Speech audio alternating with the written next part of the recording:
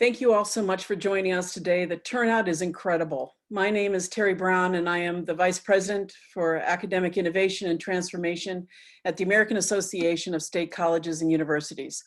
First, I'd like to commend everyone across higher education for making an astonishing transition to online learning in a matter of days. But we know that moving a course online, like being assigned to a classroom, is just the start. This webinar series emerged to support the next phase of work, to ensure that faculty receive the support they need to ensure that every student has a quality online experience. Our goal is to have practical conversations with experts on how to teach well online.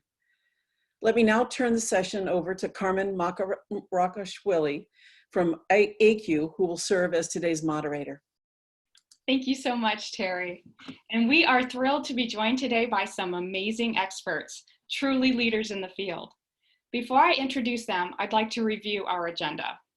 First, we'll start with a brief conversation among our presenters to set some context for today's topic, welcoming students to your online environment.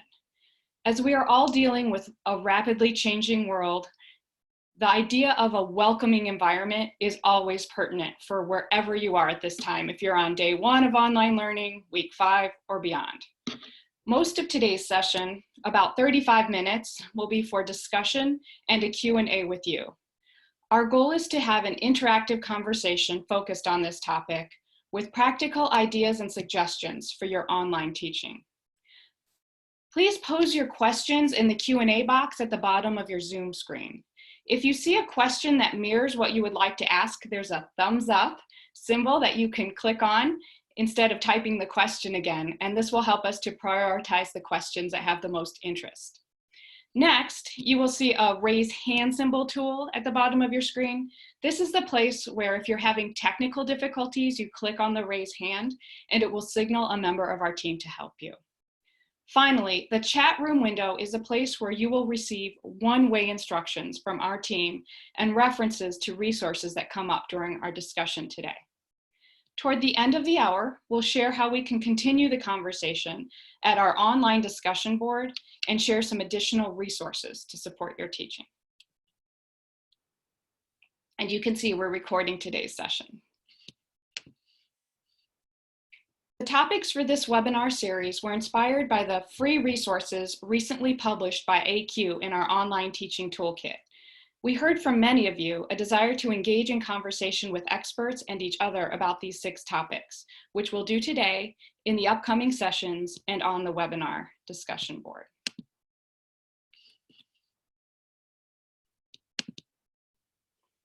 Leading our conversation today are Flower Darby, co-author of How to Be a Better Online Teacher, Kevin Gannon, author of Radical Hope, a Teaching Manifesto, and Michael Welsh, author of Teaching Without Walls. I am thrilled to be moderating this conversation focused on welcoming your students. Before transitioning to AQ, I was one of the faculty members who implemented some of the first online courses at the University of Notre Dame and at Holy Cross College here in South Bend, Indiana. Therefore, I truly appreciate the opportunity these experts bring us today and what their insights can add to our practices. So welcome again, experts, and let's get started with Flower Darby. Hi, everyone. Thank you so much for making the time to be here. I know how precious time is, and many people are getting information overload right now among lots of other things that they're juggling. So thank you for taking the time. I wanted to start by sharing an experience that I had last summer, and it really helped me to think deeply about how we welcome people into learning spaces. So I teach Pilates at my local gym. And last year, I was getting ready to go into class. I had cut it just a little bit short, and I was racing into the building, and I was following a woman who was walking in with her rolled up yoga mat. And I thought, oh good, somebody's coming to class, because it was a beautiful day, and I thought, who would choose to be inside? As I rounded the corner into the hallway where our studio is, I observed this woman standing outside the open door with her rolled up mat. And I thought, why doesn't she go in? And immediately I answered myself, it's because she doesn't know if she's supposed to. I was running a little bit late. I wasn't in the room yet. The door was open, but the lights were off. There was no music playing and no one else was in the room. And she was standing there with uncertainty, not sure if she was in the right place at the right time, if she was supposed to go into the class or not. In the moment, I said to her, are you here for class? And she said, yes. And I said, great, me too, come on in. Flipped on the lights, got the music going, and it wasn't long before more people came to join us for class. But it really got me thinking. I think many times when students click into our online classrooms, they might feel that same way. The lights are not on, the music is not playing, and try as we might to create a good sense of presence, which is an awesome thing to do, it is still the case that we are not probably going to be there real time as every student comes into class, and nor can we or should we be. But let's think today about how we create that ongoing sense of welcoming. So every time a student clicks into your online learning environment, they feel welcome, supported, valued, appreciated. They see the lights are on, they hear that music playing, and they know they're in the right place at the right time. For me, this does not have to be a complicated thing to do. I'm a big fan of starting small and keeping things simple so that I can do them. If they're overwhelming or too complicated, chances are that we won't do those things. So for me, I love to keep it simple. And the way that I create that steady state of welcoming for students is by being very deliberate in the tone of writing in my class. Like it or not, online classes are still very text heavy. Videos are awesome, but we do a lot with the written word. And my encouragement, my strategy to share is to really bring your own voice into your written communications. So for some reason, when we get communicating in our online classes, all of a sudden we become like robots. And we don't have to, there's no reason to. Instead, make a deliberate effort to bring your own voice, your personality into your written communications. So I make that intentional effort, and I think now we're going to look at an example of what might commonly happen. It's very easy to post concise, but let's face it, maybe terse reminders to students. Some of you have been missing quizzes. You won't pass the class if you continue doing that. But if you read that from a student perspective, that does seem a little bit cold. There are ways that you can soften and warm up your communications by being friendly, by being supportive, by being encouraging and recognizing the work that students are doing. So there's another example here on the slide that emphasizes that I'm here to help you And I understand life is busy, especially right now. Life is tough. So how do we communicate compassion, support, empathy, and that we're on the same side as the students? It can certainly happen in our written communication. And for me, that's a very simple way to do that. Although again, I would remind you, it takes intentional effort, because if we're not actively thinking about that, we might slip into that more concise, almost robotic or mechanical way of communicating. So that's one strategy I wanted to lead with today, as it just creates an ongoing tone of students feeling welcome every time they come into the class, whether it's day one or several weeks into the semester when the energy can lag. With that, I'm going to leave it there. We'll have more time to talk as we continue throughout the hour, but I'm happy to hear others' thoughts and see how we're going to go on from here. Thank you, Flower. Kevin, Mike, any thoughts? Well, I love the metaphor of, thinking about how we create a welcoming atmosphere or turn the lights on, as you say. And so I think about what I do in a real class. I try to say hi to everybody and meet them a little bit. And so I'm immediately thinking about, okay, how can I do that in an online environment? And, it takes a little work, but I think that little work can go a long way if you reach out. If you have a really big class, it can be difficult, but a smaller class, you should be able to have that time to reach out to each student and just say hello. It doesn't have to be like a long conversation, but just say a little bit about yourself and get to know each student individually. I think it could go a long way. I just love the metaphor, though, of thinking about the little things we do in a real classroom. How can that translate to the online environment? Thank you. Flower, I appreciated the point of everything being as text mediated. It's sometimes difficult to see how we come across just purely through the written word, as opposed to all the things that we depend on in face-to-face classes, like hand gestures, and I talk with my hands a lot, or vocal inflections and things like that. We all have those colleagues who write those emails where we sort of read them and say, are you really sure that's how you wanted to sound? And I just think we need to be really conscious of the fact that in this new online space that many of us are encountering extensively for the first time, that reality of being mediated largely through written text is something we should be very mindful of. So I appreciated you bringing that point up. Thanks, Kevin. Thanks, everybody. And Kevin, you're up next. Well, Flower, I also appreciated you bringing up that point because it actually leads very much into the thoughts that I wanted to sort of lead off with. It's, I think, more important now than ever to be thinking about this topic of welcoming students into our online learning spaces. And whether it's the equivalent of a student coming to a Pilates studio without the lights on or something a little more grim looking like this, we should be thinking about how we are bringing students in, inviting them into learning spaces, but more importantly, how they might be moving through those learning spaces when we're not there with them. It's one thing to be in a physical classroom that isn't optimally designed for the type of teaching that we want to do because we're at least there in person synchronously with students. But in this new online mode, a lot of what we're doing is asynchronous, if not all of it. And so our students are in the learning space of our course without us. And so if they are using, for example, the learning management system at our institutions as their point of access to the course, sometimes learning management systems, think of the title, learning management, not learning encouraging systems, can sometimes put barriers in front of students rather than inviting them into spaces. Many of our students certainly did not sign up for online classes. The transition has been a rough one for all of us. Many of our students' lives are different off campus. And so thinking about how they're welcomed into our learning spaces is not only a universal principle, but one that's particularly relevant right now. And so I like using the spatial metaphor to talk about these new areas in which teaching and learning is unfolding, whether we've been doing it for a week or two, or whether you're just coming back from spring break and moving into this online pivot. So the questions that we should ask ourselves is what makes a welcoming space online, and thinking about it from the student perspective. So if we could go to the next slide, please.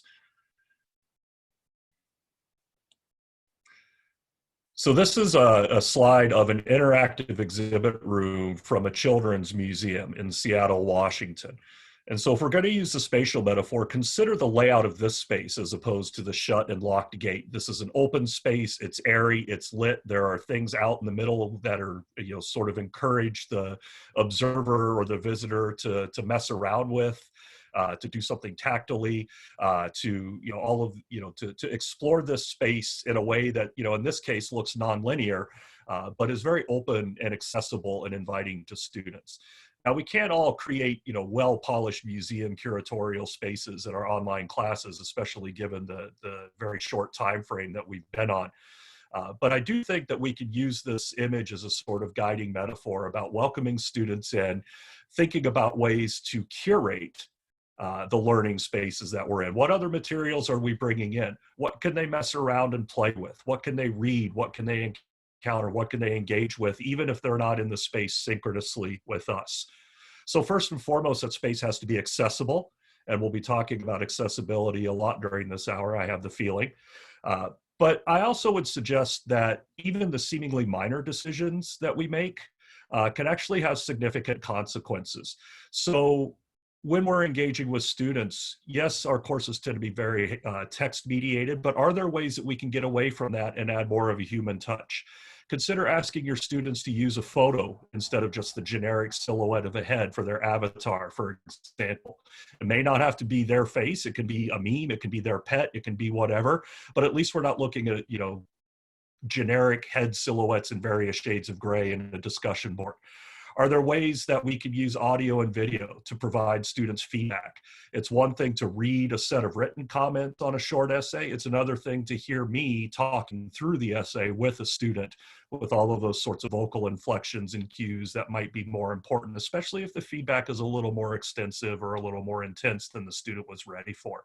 So making choices about how we're presenting ourselves, how we're presenting the spaces, and how our students are going to be in those spaces when we aren't necessarily there with them, I think are crucial. So we should be asking ourselves, what are we saying to our students, even when we don't know if we're saying something at all?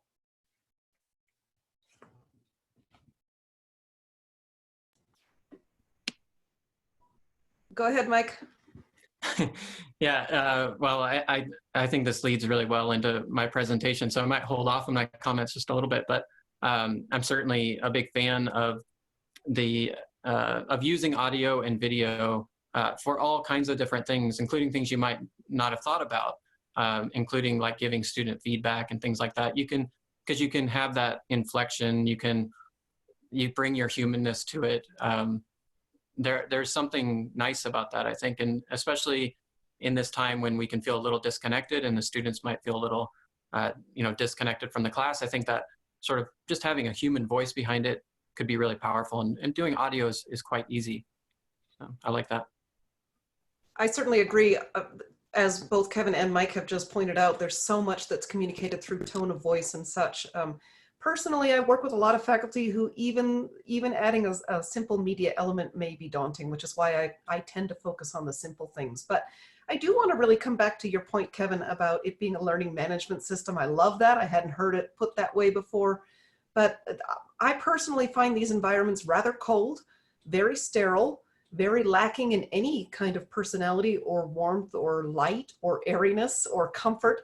And I think that there's a lot of work to be done on the part of the companies who are creating these environments. But meanwhile, what can we do to bring those elements of comfort and make it a more pleasant and inviting place to be? I think that's a really great reminder, Kevin. Thank you.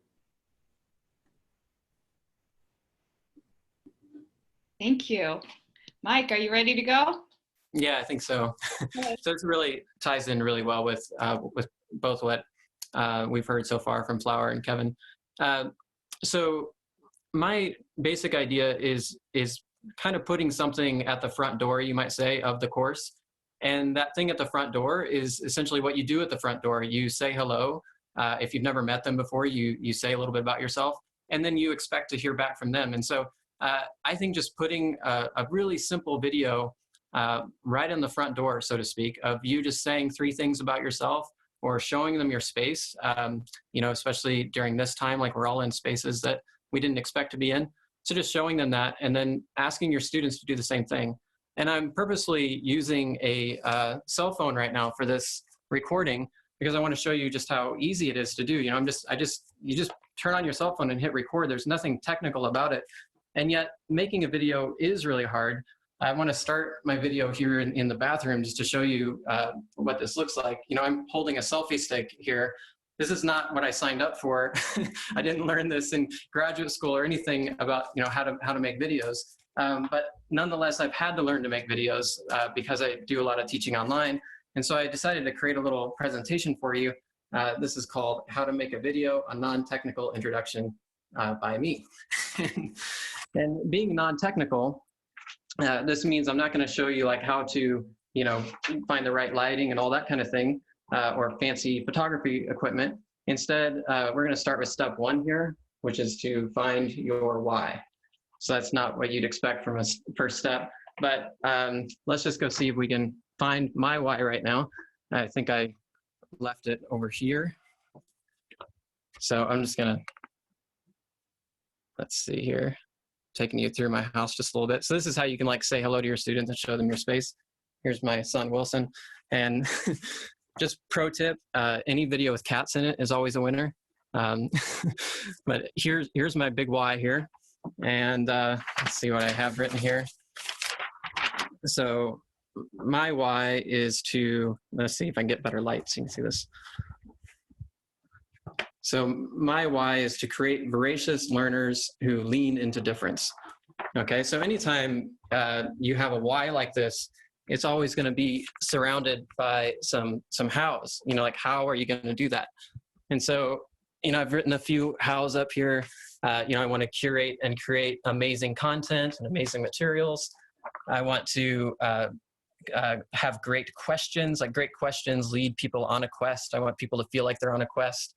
I want to create and nurture community. It has to be accessible, inclusive, open, and safe, a place to take chances and try new things. And you can see there's actually a little why down here, like why make a welcome video?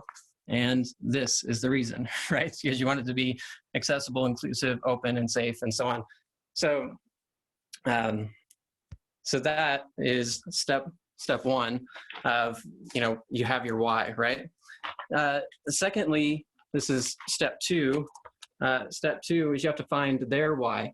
That is, I like to, before I do any video, I want to sit there and contemplate, like, who are my students?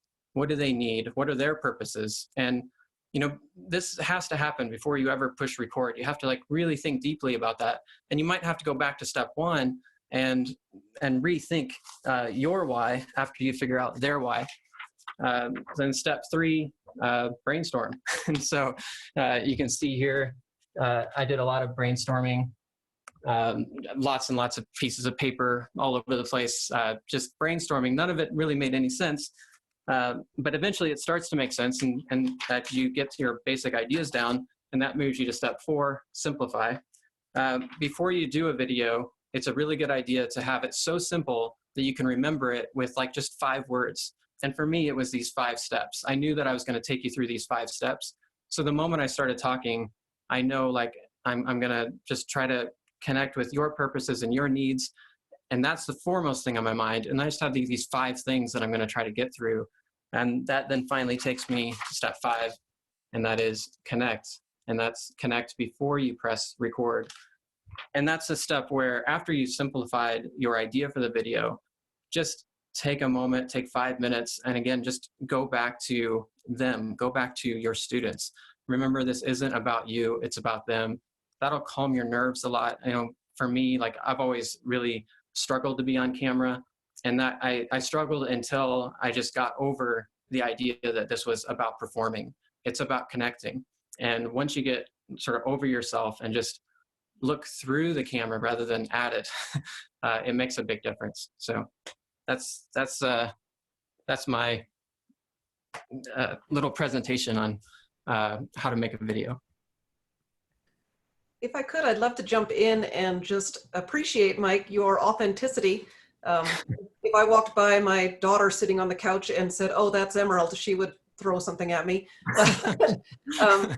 What I like too is the reminder that maybe it feels a little uncomfortable to be on camera at first, but you get over it. And when you remind yourself of that true purpose, and I like to encourage folks to remember the first time they stepped into a classroom to teach. Probably we felt nervous and less than confident. And probably we tripped over our tongue and had bad hair days and times when class didn't really go that great. But with experience and with practice, most of us become certainly more comfortable with teaching in person. Same thing here. We can embrace the awkward, as we were talking about recently, and just acknowledge that maybe this is a new format of communication for us, and that's okay. We'll get it. Mm-hmm. So thank you. And Mike, I think your use of just, paper cards and, your cell phone shows us really clearly that some of the stuff that we may initially think is kind of beyond the scope of what we're able to do, especially in a rush time frame, is actually eminently possible. And in fact, maybe better for being that way. So I direct our teaching and learning center at my university, and some of my STEM faculty colleagues were going nuts trying to figure out how to record sessions where they were working out, problems with either mathematical language or drawing. One of our genetics professors is, how do I draw these cellular processes? I use our smartboard in the classroom. And my first instinct was like, oh, we'll find a whole bunch of whiteboard apps, right? We'll link them in, we'll do all these. And then my geneticist colleague says, actually, I figured it out. I just put my webcam on my lamp stand. And when I wanted to show a diagram, I just tilted it downward to a piece of paper that I was drawing on. And I was like, well, that's perfect, right? But I think it's a great lesson for us to realize that it doesn't have to be a new shiny tool. It can be the things we have right in front of us. And it was more effective and certainly easier than any other solution that I was thinking of at the point. So I really appreciated your video reminder of us that the stuff that we have laying on our desk or in our drawer can be all the tools that we need. Yeah. Yeah, and I find that I have found it very exciting to teach online, but it took me a while to get there because I was forced online like many people are. And, a lot of people watching right now are probably forced online, and I was also forced online. But after, I think it was maybe 4 weeks in, just a few things, I just did a few things, like little creative things that I couldn't have done in a classroom that I could do online. And I started to realize, like, it's not that one is better or worse than the other. They are different. And as you adapt to it, you can get just as excited as you get about teaching in person, teaching online, because you can do all these like really neat things that you can't even do in a classroom. So now I actually, I request to teach online and in person every semester. That's my choice because I love doing both. Thank you so much. I think it's so important, this theme I'm hearing of authenticity. It also helps us to remember and to remind our students that they can also be authentic. Pets and children welcome, right? We realize we're in closed spaces right now. So I'm getting a lot of questions. And so I think we'll start the Q&A session now. The main question, top question, is of people who are teaching very large classes. Any suggestions to maximize and personalize the learning when you have a large group? I do this a lot. Can I go first real quick? I do a lot of big classes, both in person and online. And so something that Kevin mentioned was, going asynchronous. With a really big class, you often have to go asynchronous, and maybe it's better to go asynchronous, but even more important, there's still ways to create a welcoming atmosphere and create community in an asynchronous context. And the one that I use most is what I call challenges. It's basically assignments, but they're like really low-level assignments that are fun and interesting and allow students to express themselves in some way. And so, for example, one challenge we do is called the 28-day challenge, and it's 28 days to break a habit or build a new habit. And they just track each other throughout those 4 weeks. And I'm an anthropology professor, so we tie that into, our evolutionary heritage and our capacity to build habits versus instincts and things like that. So it ties into a larger discussion about who we are as human beings, but it's also just this great activity for students to build community. And they can do it asynchronously just by, they're on their own path of doing this 28-day challenge, and they post, daily or weekly their progress. So that one's worked really well. I do think it is possible to create those engaging learning experiences even in large enrollment online classes. Mike shared a great example of one way to do that, which is to connect students with each other and with an activity that is kind of inherently interesting. The more that we can bring in activities that are related to our learning goals for the course, but also just plain interesting or fun, the more students will choose to engage. I know that currently the situation right now is so odd, and many faculty are thinking that they will lecture synchronously to 150 students, whatever it might be. And for many reasons, that's not necessarily what we might recommend. Students may have difficulty logging in at that time. Synchronous video conversation is actually the most complicated and the most prone to problems or technical difficulties. So I'm definitely a fan of recording micro lectures, and if I'm not mistaken, we have a webinar on that topic featuring Mike, who does some amazing things. And then build in strategic use of your learning management system to engage everybody in the class. That's kind of the unique thing about online classes, right?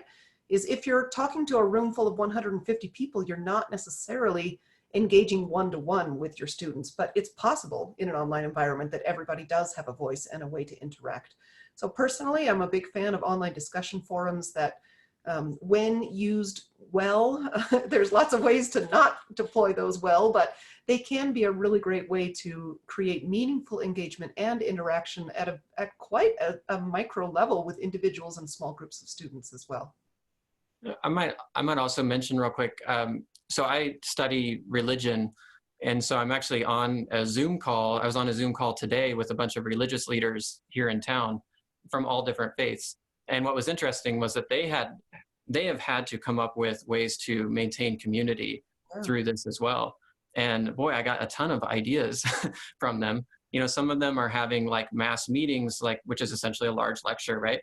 But then they use the breakout feature on Zoom, and it does this automatic thing where, you know, just automatically creates groups of 6 or 8 or whatever you want. And you could create like an interesting question for people to ponder and then break them up into groups of 4, and they're talking to strangers, but that can be really an interesting space for exploring those kinds of questions. And other things that the church leaders were doing were, you know, a lot of them were modeling their ideas off of things that they learned in CrossFit, of all things, because CrossFit is all about community as well. And they've had to create ways to maintain community. And so they do that, you know, they have like a workout of the day, and then people post how they did on that. Well, the church leaders just translated that into, let's send out a meditation of the day or a prayer of the day, and then have people reflect on that. So these are like, again, like low level things that can touch people in different ways, and then they can share what they get out of it. Thank you. Along those same lines, I'm getting a question about what do you do when students have disengaged from the course? What's the best approach when the community is faltering maybe, or people are disengaging? Kevin? So yeah, there's several answers that come to mind when I hear that question, but I think first is we really ought to be very flexible and generous when we think about our definition of engagement in this particular time. My campus hasn't formally closed, but about 90% of our students are back home or somewhere else. And so our students' routines are changing. There may be new work or caregiving demands, and so maybe the way that they would choose to engage in the course optimally is not the way that's possible to engage in the course realistically. And so in our immediate short term, I think that should be one of our guiding principles. Now, having said that, if there's someone who isn't even in, you know, a loose orbit around the learning space that we have, yeah, I do think it's really important. And reaching out personally would be the first step. So do we have ways that we can contact that student either via email or through a message out of the LMS, or, you know, even a text message? We have our student information system will let us send text messages to students. They've opted in to allow that. And so a quick text even, you know, hey, I'm just checking in. And not ending it with a, you know, you better get back quick. But, you know, I think it's most effective, at least in the experience that I'm having with my class right now, is to pose some questions to the students. You know, what can I do to help? Are there any problems that you're running into? If you haven't already, think about surveying your students. You know, are you in an area with reliable Wi-Fi? What kind of device and internet access do you have? What can I do to make things easier, rather than just making the assumption that all of our students are able to engage online with the same capacity and with the same proficiencies. So I know this is probably kind of a frustrating answer, but there isn't maybe necessarily one right answer. But I do think it's important to think about, rather than a one size fits all, here's how to engage students, we should be thinking in terms of it's kind of one size fits one over and over and over again. And I like what you said there. I think that, this, anybody, no matter where you're at in your semester right now, if you've just started online, you should probably do like weekly feedback, both anonymous and non-anonymous if you'd like, but just provide students a way to tell you how things are going, and maybe even require them to tell you how things are going. Like give a few points for a survey that they fill out about how things are going, and then you could do like a live video, responding to those comments and talking about some changes. Don't be afraid to change some of your format early on, because, just be real with them and say, like, this is new to me, it's new to you, but we're going to try to do the best we can, and keep your eyes on the big why, the big goals, and your students will follow you if it's in good faith, going for those goals that they signed up for and that you're trying to guide them toward. I think that's well said, because it also helps us remember that we need to be modeling the type of engagement that we're wanting to inculcate with our students, right? And so some of our students who are not experienced online learners, which is a lot of them, right? Certainly a lot of my students have been saying, this is not what I signed up to do. So a willingness to engage may not always equate with a knowledge about how to best or most effectively do so. And so even walking them through something like what Mike just did in terms of showing us how he makes videos, so maybe we do that with our students. Hey, I want you to post a brief video response, and here's one way you might be able to do that, and then literally walk them through that. That might be the same sort of, tangible models, rather than just sort of abstract ideas about please engage more, I think are more likely to be successful too. Mm-hmm. Thank you. And this along the same theme really is there are a lot of questions that we're seeing about access and inclusion. So what about students who have learning challenges or access challenges? Any words on that? Specific. I'm a big fan of basically trying to make sure that all of my material is available, at least in audio and text, so that there's minimally a visual and an audio format. And that's useful for everybody. This is the important thing when you think about accessibility and inclusion. You're not just talking about like classic disability or anything like that. You're talking about, for all kinds of reasons, people might not be able to look at text. And maybe they're just too busy, like they're just running around all the time. So they just need audio that they can just pop in their ear and just walk around and do dishes and watch the kids while they have the audio. So what I do with my content is I try to create about 3 hours of reading each week. And I'll put reading in quotes here, because some of that is documentaries, some of them are podcasts. And then anything that's only text, I will actually read to them, and I'll add my own little commentary. And it's one of the things my students love the most about my online classes is they can just like listen to me. And some people actually listen to me and read at the same time. I've had students say this is the first time I've actually read everything for a class before. And it's just because, we're providing it in multiple formats. It makes it very, very easy. In the end, I actually then can provide my students with 2 downloads for the week. One is a PDF that includes all the readings for the week. And then the second one is this MP3 that includes everything, including the video I just turned into an MP3. The reading, is me reading it, and then the podcast. And you just lay it out on a timeline. If you're curious, if you need a free editor, DaVinci Resolve is free and it's fantastic. We can send a link out later for that. But just in general, like providing a 3-hour MP3 for people for each week is just so simple, and they just know like they have to get through that, and that's the material for the week. And it goes a long way toward making a class accessible. I'd like to jump in and add a few more suggestions. I think that the importance is to really think about all the complexity and the challenges that students are navigating right now. I heard of one first-generation student who went home from campus, and in their home, they now have their parents and other people in the family who have needs for the computer and synchronous meetings. And so, and other students are relying on smartphones and phone service only without internet.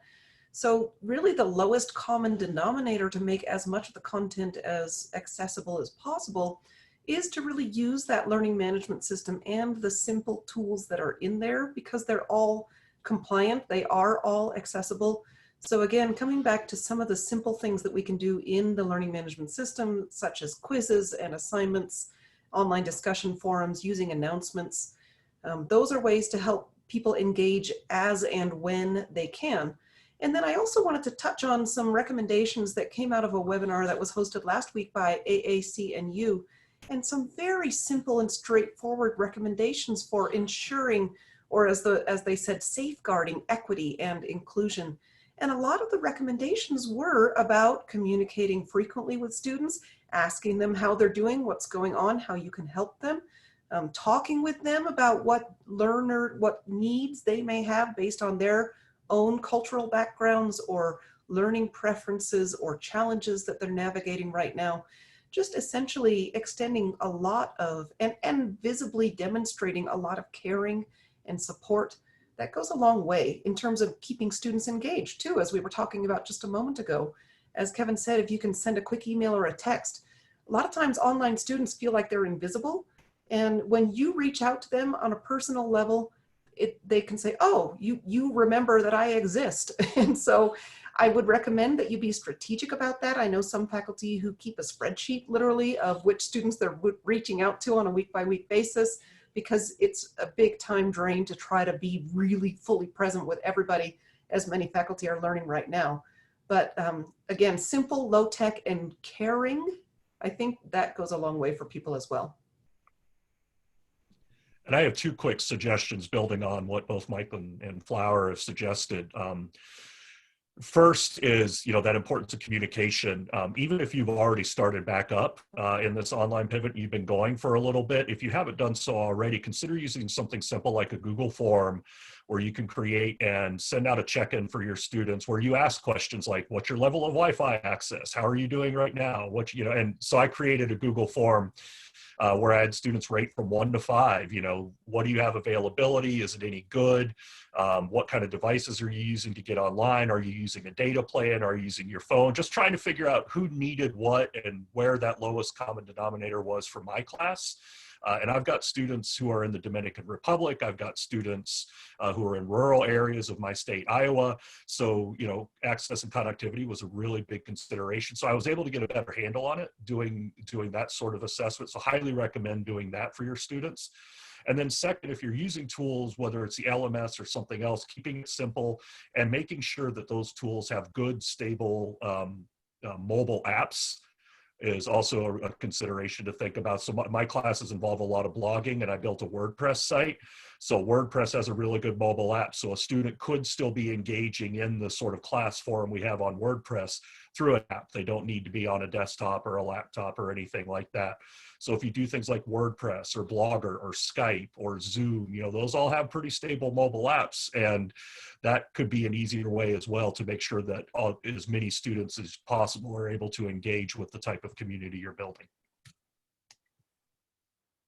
Great discussion. Okay, a lot of questions about when to use synchronous discussion and when to use asynchronous discussion. We touched on it a little bit, but maybe we want to elaborate a little bit about when each medium is most appropriate.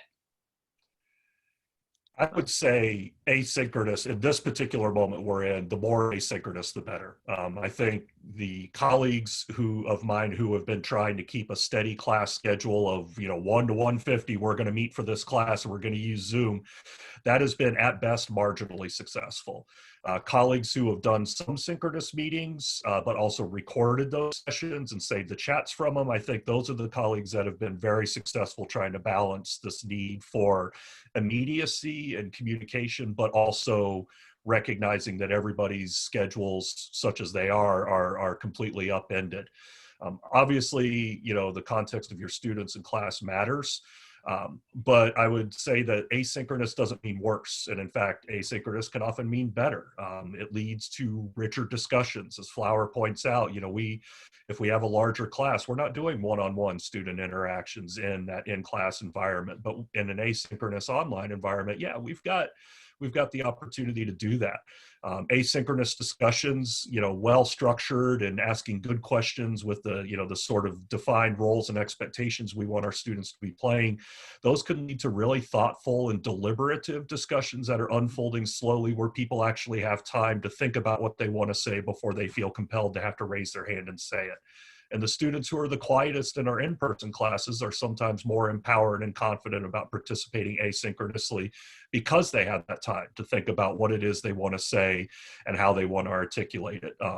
So asynchronous, I think, if we get over this obstacle thinking that it's going to somehow cheapen what we're trying to do, I think it can be a really rich tool for us, and we should take advantages of the affordances that an asynchronous learning environment can actually provide. I would just jump in. Sorry, thanks, Mike. I'll go quick and then give you the floor. For me, it's all about thinking carefully about the purpose of the interaction, and if there is something that really does require your real-time presence so that your students can engage with you, that would be a time to offer a synchronous virtual office hours or a study review session, something like that. But I would really recommend that you don't make that required, especially right now. Love the idea, as Kevin mentioned, of recording that session so that people can access it later. That, for me, it's about really being very strategic about if it's really important for you to be there real time, answer questions, engage with students, that might be the synchronous time. Mike? Yeah, and I'll just add, I think this will probably fit in with our next webinar about organizing your course a bit, but I like having one due date each week in which everything that's due is due at that time. And I try to limit it to maybe, the list of things that need to be done should fit in a head.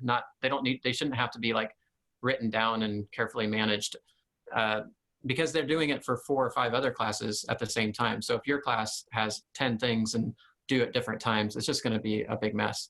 So I like to have one due date, and that kind of speaks to the asynchronous piece of it.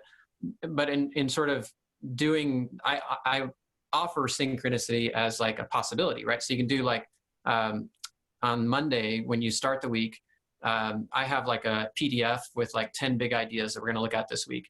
And I'll just do a Zoom meeting in which I'll go over those 10 ideas. It's only like a 10-minute presentation. But if anybody wants to be on at 9 a.m. when I do that, they can come on Zoom. It's completely optional.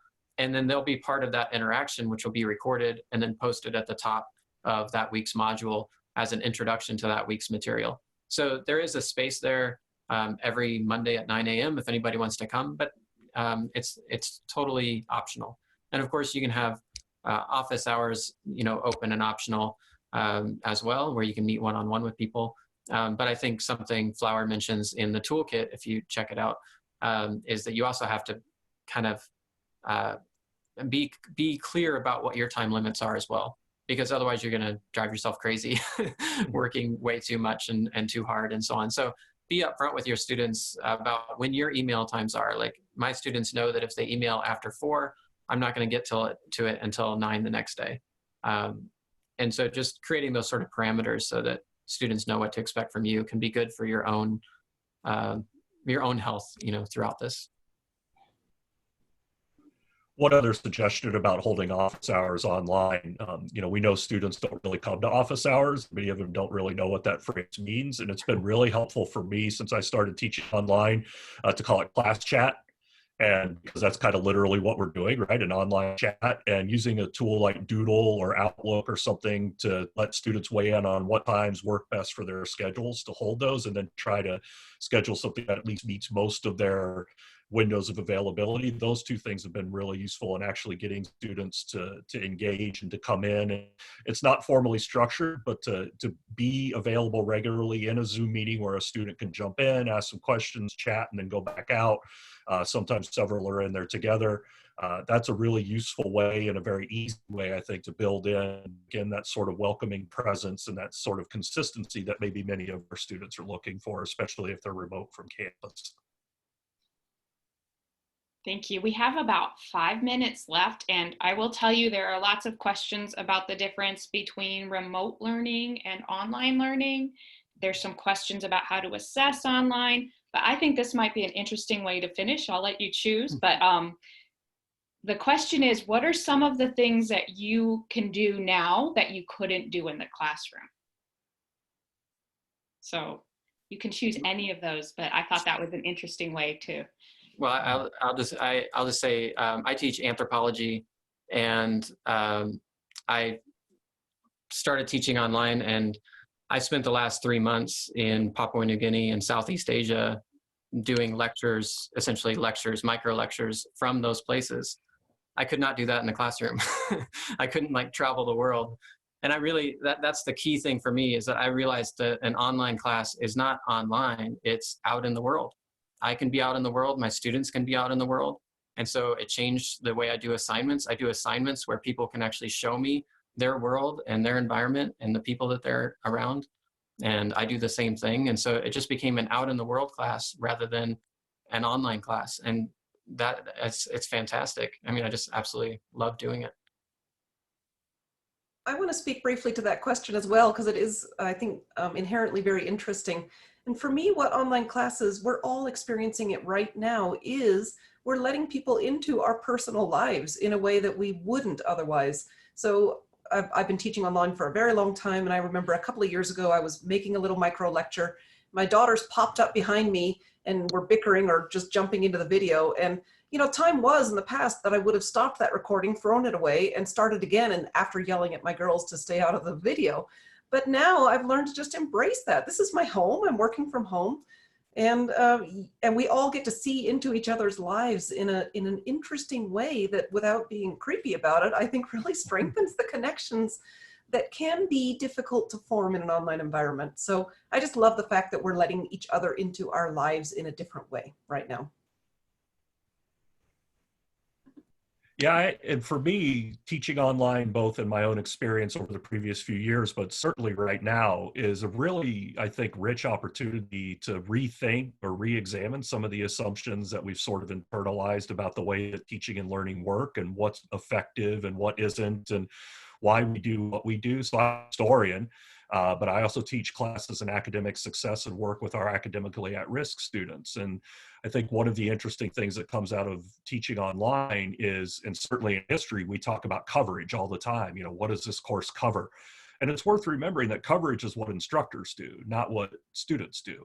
And so now in this abrupt online pivot, you know, do I need to cover, or are we teaching and learning? And how does learning work now in this new space where I don't need to necessarily present everything to students? I'm rather curating from all sorts of different places, even if I can't travel to another area of the globe. When I'm teaching my ancient world history class, to have my students in a 3D artifact that the Metropolitan Museum of Art has on one of its online exhibitions. You know, I don't have to develop any of that. I link them to it, but we talk about as we digitally manipulate an object from ancient Mesopotamia, thinking about, you know, what this thing is and how we, you know, and so what it does is it takes a subject that's very remote, ancient Mesopotamia, both chronologically and physically, and it moves it right into the screen in front of us, where we're either synchronously or asynchronously looking at this thing in a way that wouldn't have been possible for students to personally do before. So thinking about what are the opportunities that we have now that we're in this much larger, at least potentially larger, learning space, and how does that change the way that we think about what it is that we're really trying to do in our courses? For me, it's been a really rich opportunity to consider that, and to stay which is hard sometimes in our present moment, but to stay focused on possibilities rather than problems, because I know what the problems are. But to think about what the possibilities are, and if we say that learning is the social good and the emancipatory process that we believe it is, this is a good opportunity for us to think in different ways about how we model that. I do want to touch really briefly, I know we're getting short on time, but I wanted to touch very briefly on the questions around this current experience or remote teaching versus online teaching. And again, for me, it really is about doing what we can do and keeping it simple in order to enable our success and our students' success. So for me, this semester is about finishing, just helping our students finish and get credit. And if that takes a very, very simple form and you don't have all the complexity that you might want, that's fine. It's about accepting that. Some of what we've been talking about today and in the future webinars will take more time and deliberation and planning than we have right now. And that's okay. You know, hopefully people will see the possibilities, as Kevin was just saying, and want to engage further in robust online teaching. For right now, if it's simple and if we help students cross the finish line, that's great. I think that's a great message for the conclusion of our discussion, Flower. Thank you so very much. What a great discussion today. Just to let you all know, there are a lot more questions coming in, but never fear. At our webinar webpage, you can find a discussion board that will be moderated by AQ and our experts over the next couple of weeks. So you can keep the questions coming, you can keep the discussions going. And at this site, you'll also be able to find a recording of today's session and a transcript. Please visit us and continue to add your thoughts to this discussion today. And as those of you who are already familiar with AQ know, our mission is student success through effective instruction. We appreciate that many of you may be looking for more online content ideas. There are many open educational resources to meet this need that include videos, worksheets, activities, and assessments in different digital formats that are free and don't require passwords. Our colleagues at OpenStax are happy to support these needs.